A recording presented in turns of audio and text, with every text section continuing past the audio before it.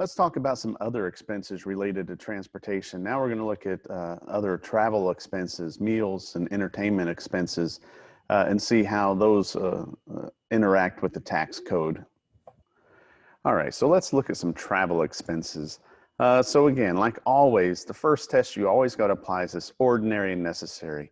Is it an ordinary expense? Is it a necessary expense? And did you have a business purpose? So those are the three big ones right there.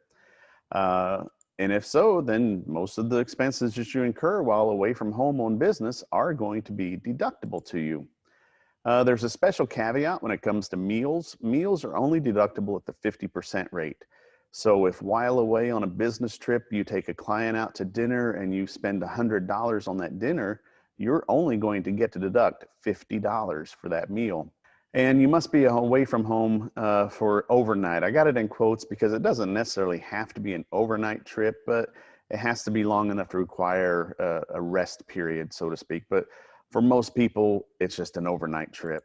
And if the trip you do a little bit of sightseeing and other stuff on a personal level, then you only get to deduct the business portion. So that's where we would start doing some allocating. If you go away on a 4-day trip, 3 days are business and 1 day is personal, then you would get to deduct approximately 75% of those expenses as business, and that 25% that's attributed to your personal vacation would not be deductible. The IRS has given us an easy way to track expenses for lodging and meals and incidental. That's what this M&IE stands for, meals and incidental expenses. And what this does is it keeps you from having to keep tons and tons of records. I mean, maybe you're a traveling salesman and you travel pretty much all the time. And if you had to keep up with every hotel room at night and every meal you ate, 3 or 4 meals a day, your receipts would just get astronomical, and it would be very hard to keep up with those. So as an alternative, they've given you what we call per diem amounts. And if you use this per diem amount, you don't have to keep up with anything else. So this chart here shows you a lodging per diem. And what you have to do is you just have to figure out where you went, and then you can find out what your per diem is for that day. So if you go down to Dallas for a business trip and you're going to be there overnight, you are allowed to deduct, these are the rates for 2019. Let's say you go in September of 2019, you're allowed to deduct $157 per night for lodging. You don't have to have a receipt for it. You don't have to have spent at least $157. This is what you're given by the IRS. So if you find some sort of, Roach Motel that you want to stay at and spend $50 a night, you could use a per diem method and still deduct the $157. Now, the $50 you actually spent, you wouldn't do anything with. You would just deduct the $157. So you don't get to double dip again. You don't get the per diem amount and your actual expense. You've got to pick one. And in this case, since $157 would be way more than the $50 a night Roach Motel, I would definitely take the per diem amount. And so this is what you get per day. If you're there for 7 days, you take 157 times 7, and that is your lodging per diem for that day. So they have these charts for every city, every major city, I should say, around. And if you can't find your city, then they have the standard rate. So the standard rate is $94 for lodging. So you're not going to find Denison, Texas on this chart. So you would get $94 a night for lodging in Denison, Texas. Self-employed people cannot use lodging per diem. So this is the downside to it. Self-employed people, you have to use your actual expenses.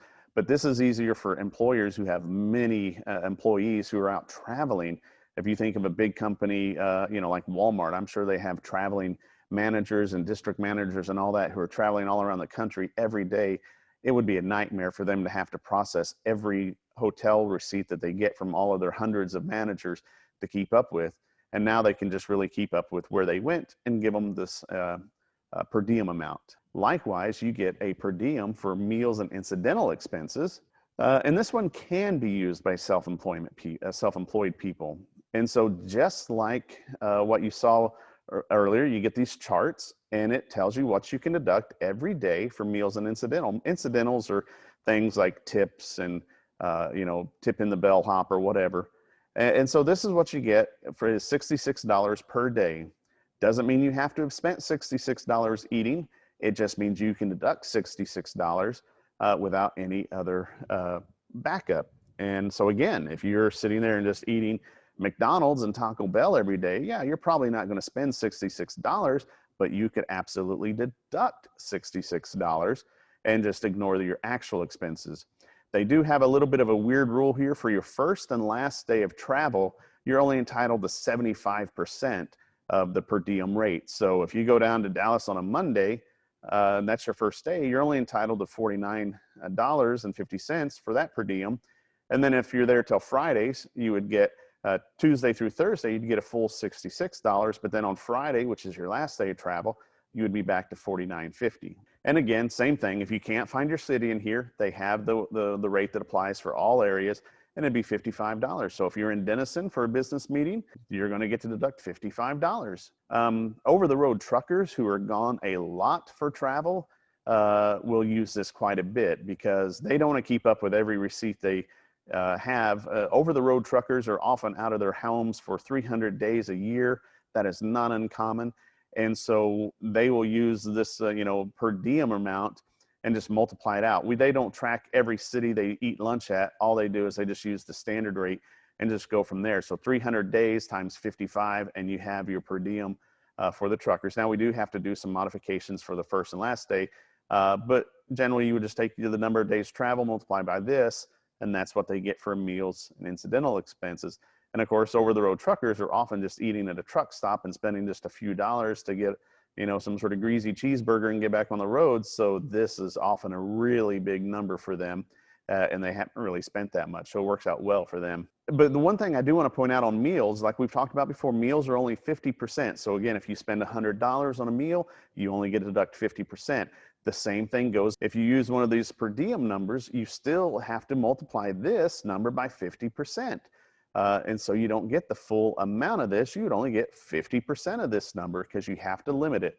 Now on the tax return, there's two lines for meals. One is your total amount and one is 50% amount. So you would still multiply, the number of days you're gone, time the appropriate column, and put that 100% of that number on that first line, and then you'd multiply it by 50% and put that on the next line.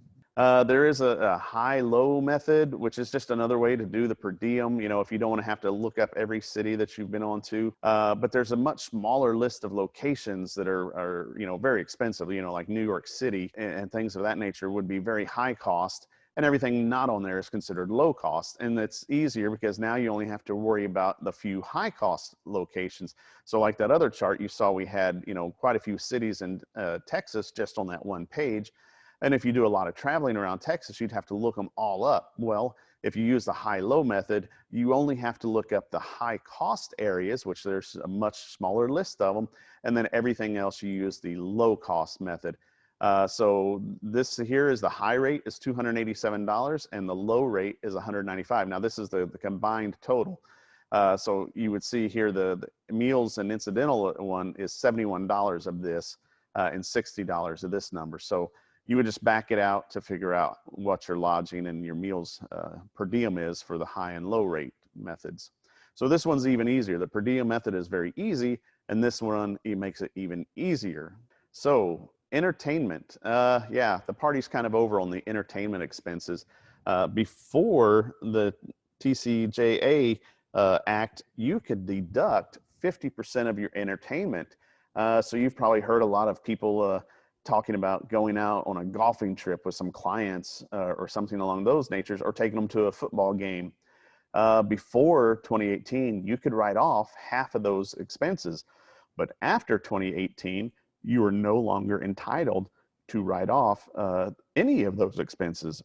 So if you take your clients out to a golf game, a hockey game, or anything that's considered entertainment, that is just a lost expense. You do not get to deduct anything for entertainment now. Some meals are 100% deductible. So if you're providing meals to the public, maybe you put out a spread of food and for your open house, and anybody can come in and look around and eat whatever food they want. that can be 100% deductible. You don't have to do it by the 50% thing. Same thing with company parties and picnics. If it's open to all employees, you can write it off at 100%. But all other meals are deductible only at 50%. Even snacks in the break room, those are 50% meal. So travel and meal expenses are a fairly frequently abused item. People will often take it's truly a vacation, and they try to find a way to write it off as a business expense. If there's truly not a business purpose, this is obviously tax fraud, but a lot of people do try to do business while having a vacation. A prime example of that is training courses. I'm required to have 40 hours of training every year to keep up my CPA license. And so there's certain companies out there that take advantage of this by offering training for CPAs in nice locations, Colorado, Hawaii, or even on cruise ships. So I'll go and sit 8 hours in training on a cruise ship. And then after that, the rest is just personal time.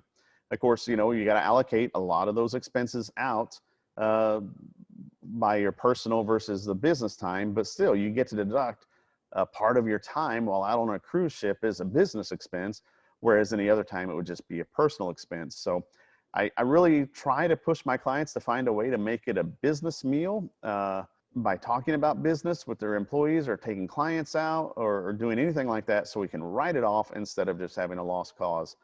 Coming up next, we're going to talk about, I don't have a clue because I didn't look at my notes. Coming up next, we're going to talk about educational expenses. Now, this is not college like you're thinking about. It's more like training to keep up your skills. So we're going to find out how we can deduct those on our tax returns.